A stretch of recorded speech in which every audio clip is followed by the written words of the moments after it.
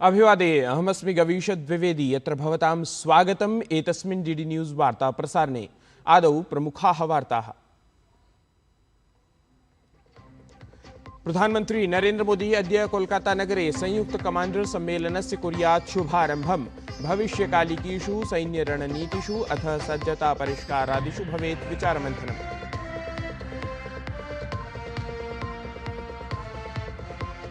प्रधानमंत्री नरेन्द्र मोदी अद्य बिहार राज्याय प्रदद्यात् मखाना बोर्ड रूपम् उपायनम्।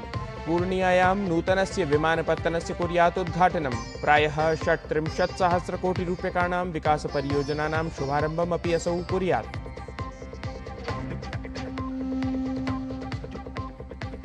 वक्फ संशोधन विधेः वैधताम् आलक्ष्य विहितासु समाह्वानपरासु याचिकासु शीर्षन्यायालयः मध्यावधिकं निर्णयं श्रावयेत्। बिहार संबद्धे गहन पुनरीक्षण क्रमे अपि भवेत् वादश्रवणम्।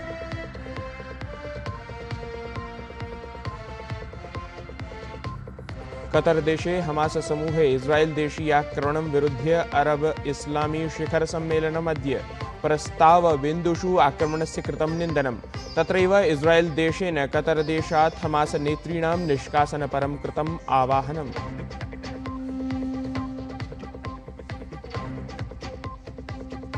एशिया चषक प्रतियोगितायां भारतेन पाकिस्तान दलं 7 स्तोभैः पराजितम्। कैप्टन सूर्यकुमार यादवः सशस्त्रबलानि प्रति समर्पितवान् विजयश्रियम्। असौ उक्तवान् पहलगामवर्ति पीडितैः सह स्थिताः स्मः वयम्। अथ वार्ताः विस्तरेण। प्रधानमंत्री नरेन्द्र मोदी प्रवासक्रमे अद्य कोलकाता नगरे संयुक्त कमाण्डर सम्मेलनस्य शुभारम्भं कुर्यात्।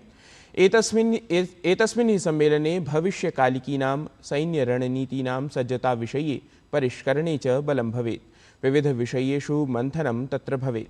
अपरत्र प्रधानमंत्री अद्य अपराह्णे एव बिहारराज्यं सम्प्राप्य पूर्णिया जनपदे नवनिर्मितं विमानपत्तनम् उद्घाटयेत्। मखाना बोर्ड इत्येतस्य संघटनपरम् उपहारम् अपि असौ बिहारवासिभ्यः प्रदद्यात्।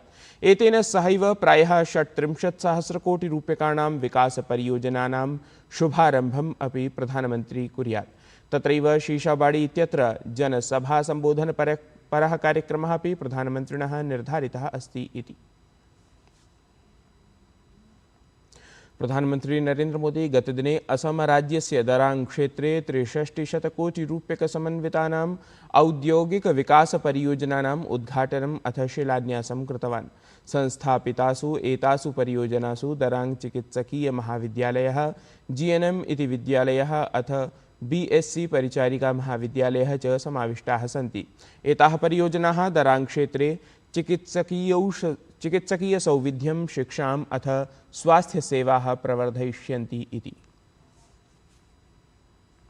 तावत् प्रधानमंत्री नरेन्द्र मोदी ब्रह्मपुत्र नद्यां कुरुवा नरेंगी सेतोः अपि आधारशिलां संस्थापितवान्। एतेन हि एतस्मिन् क्षेत्रे सामाजिकार्थिकविकासः गतिं प्राप्स्यति इति। तत्रैव प्रधानमंत्री जनसभाम् अपि सम्बोधितवान्। प्रधानमंत्री अवैध प्रवेशकर्तृभ्यः कांग्रेस पक्षतः मिलितानि समर्थनानि तत्र भृशं भर्त्सितवान्। प्रधानमंत्री नरेन्द्र मोदी नुमालीगढ़ रिफाइनरी लिमिटेड इत्यत्र असम बायो एथेनॉल इत्यस्य संयंत्रस्यपि उद्घाटनं कृतवान्, यस्य उद्देश्यं स्वच्छोर्जायाः संवर्धनम् अथ जीवाश्म ईन्धनेषु निर्भरतायाः न्यूनीकरणम् इति अस्ति। तावत् एतस्मिन्नेव क्रमे प्रधानमंत्री नुमालीगढ़ रिफाइनरी लिमिटेड इत्यत्र पॉलीप्रोपाइनील प्लांट इत्येतस्य संयंत्रस्य आधारशिलामपि स्थापितवान्। इदं हि संयंत्रम् असमराज्यस्य पेट्रोकेमिकल इत्येतस्मिन् क्षेत्रे महत्त्वपूर्णं योगदानं दास्यति इति। एतेन सहैव तत्र वृत्त्यवसराः सृष्टाः भविष्यन्ति।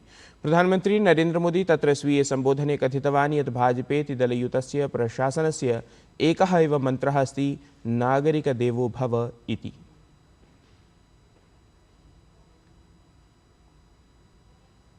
सरकार के विकास का एक ही मंत्र है, वो मंत्र है नागरिक देवो भव। नागरिक देवो भव यानी देश के नागरिकों को असुविधा न हो, उनको छोटी छोटी जरूरतों के लिए यहां वहां भटकना न पड़े। लंबे समय तक कांग्रेस के शासनकाल में गरीबों को तरसाया गया, ठुकराया गया, क्योंकि कांग्रेस का काम एक वर्ग के तुष्टीकरण से हो जाता था, उनको सत्ता मिल जाती थी। लेकिन बीजेपी तुष्टीकरण नहीं, संतुष्टीकरण पर जोर देती है। शीर्षन्यायालयः अद्य ऐषमः वक्फ संशोधनाधिनियमस्य वैधतायां समाह्वानपरासु याचिकासु स्वकं मध्यावधिकं निर्णयं श्रावयेत्।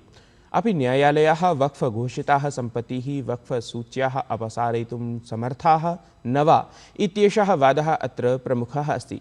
एतेन सहैव विषयेऽस्मिन् अवधानं भवेत् यत् काचित् सम्पत्तिः उपयोगाधारेण अथवा सहमतिपत्राधारेण वक्फ इत्येतस्य अन्तर्गतम् उद्घोषयितुं शक्यते। एतादृशाः विभिन्नाः वादाः ऐषमः वक्फ संशोधनाधिनियमस्य वैधताविषये समुपस्थिताः आसन्। मुख्यन्यायाधीशस्य BR गवई इत्येतस्य अध्यक्षतायुतेन पीठेन मे मासस्य 22 दिनाङ्के प्रकरणत्रये द्वयोः अपि पक्षयोः वादाः श्रुताः आसन्। ततः च मध्यावधिकः एषः आदेशः सुरक्षितः स्थापितः आसीत्।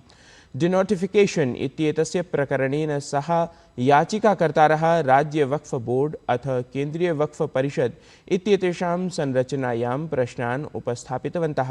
याचिकासु कथितमस्ति यत् पदेन सदस्यत्वं यः निर्वहेत् तं विहाय केवलम् इस्लाम मतावलम्बिनः एव वक्फ बोर्ड इत्येतस्य सञ्चालनं कुर्युः इति। गृहमन्त्री अमित शाहः गुजरात राज्यस्य गान्धीनगरे हिंदी दिवसावसरे आयोजिते पंचमे अखिल भारतीय राजभाषा सम्मेलने सम्मिलितः अभवत्। तत्र केन्द्रीय गृहमन्त्री अमित शाहः प्रदर्शनीम् उद्घाटितवान्। एतस्मिन् अवसरे गृहमन्त्रिणा सह गुजरात राज्यस्य मुख्यमन्त्री भूपेन्द्र पटेलः अपि समुपस्थितः आसीत्। गृहमन्त्री अमित शाहः तत्र कार्यक्रममपि सम्बोधितवान्। एतस्मिन् क्रमे गृहमन्त्री अमित शाह उक्तवान् यदि सर्वाणि कार्याणि जनभाषायाम् एव भवन्ति तर्हि जनैः सह सम्पर्कः स्वयमेव अभिवृद्धः भवेत् इति। कतरदेशस्य राजधान्यां दोहायाम् अद्य प्रभृति अरब इस्लामी शिखर सम्मेलनम् आयोजितं स्यात्। एतस्मिन् सम्मेलने 50 इस्लाम धर्मावलम्बिनः देशाः सम्मिलिताः भवन्ति। इदं शिखर सम्मेलनं तदा भवति यदा इस्राएल देशेन मंगलवासरे कतर देशस्य विमानपत्तने आक्रमणं कृत्वा हमास समूहस्य वरिष्ठनेतॄणां वधस्य प्रयासः कृतः आसीत्। एतस्य आक्रमणस्य अनन्तरम् अरब देशैः समम् अनेके देशाः आक्रमणम् इदं निन्दितवन्तः।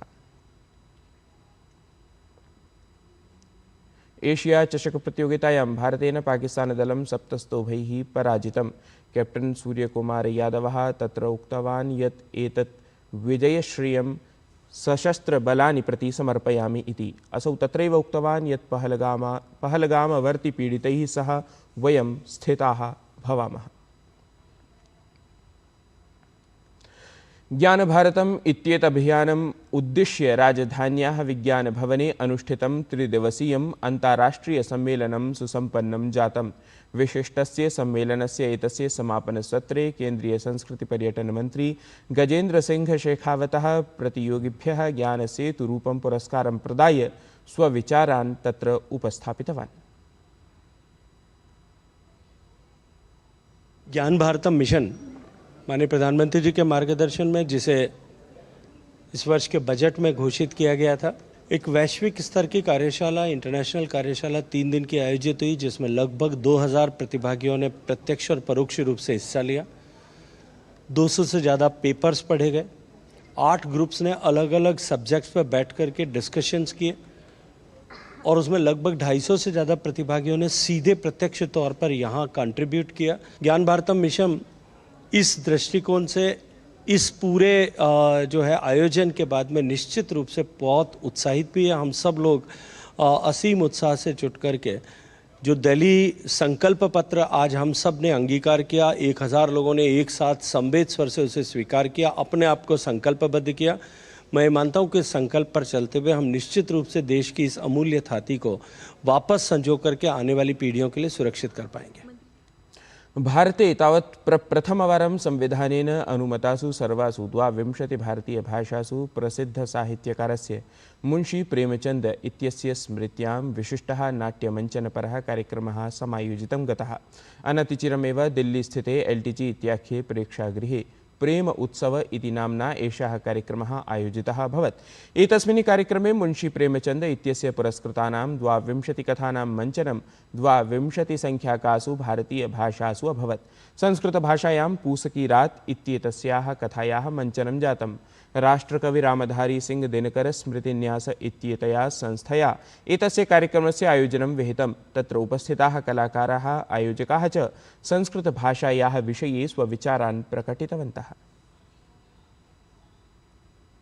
संस्कृत में ये प्ले हो रहा है और मैं सूत्रधार बन के इस प्ले को आगे बढ़ा रही हूँ, स्टोरी को, और मुझे बहुत ही अच्छा लग रहा है इस संस्कृत में करने के लिए। और मैं संस्कृत को मैं सबको कहना चाहूँगी कि हमें संस्कृत को आगे बढ़ाना चाहिए। संस्कृत को हमें, क्योंकि संस्कृत देव भाषा है, तो हमें इसको मरने नहीं देना चाहिए। संस्कृत सभी भाषाओं की जननी है और सभी भाषाओं का 22 भाषाओं में किसी भाषा को छोटा बड़ा नहीं कर सकते हैं। संस्कृत का विशेष महत्व इसीलिए है कि उन्हें उससे ही बहुत सारी भाषाएं का जन्म है। वही मातृ भाषा है और सभी भाषाओं की जननी लोग कहते हैं। और मेरा मानना है कि सभी भाषाओं में काम होना चाहिए। सभी भाषाओं में नाट्यमंचन हो रहे हैं, यह बहुत गौरव का विषय है। दूरदर्शनस्य स्थापनायाः 66 वर्षाणि पूर्णानि गतानि। अद्य तावत् 16 एतद्दिनम् आचर्यमाणमस्ति।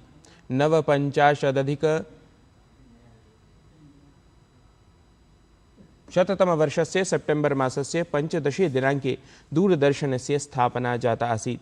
तावत् तात्कालिकः राष्ट्रपतिः डॉक्टर राजेन्द्र प्रसादः अद्यतने एव दिने ऑल इंडिया रेडियो द्वारा स्थापितस्य देशस्य प्रथमस्य दूरदर्शनस्थानकस्य उद्घाटनं विहितवान् आसीत्। प्रारम्भिके समये दूरदर्शनवाहिन्यां केचन एव कार्यक्रमाः प्रसारिताः अभवन्।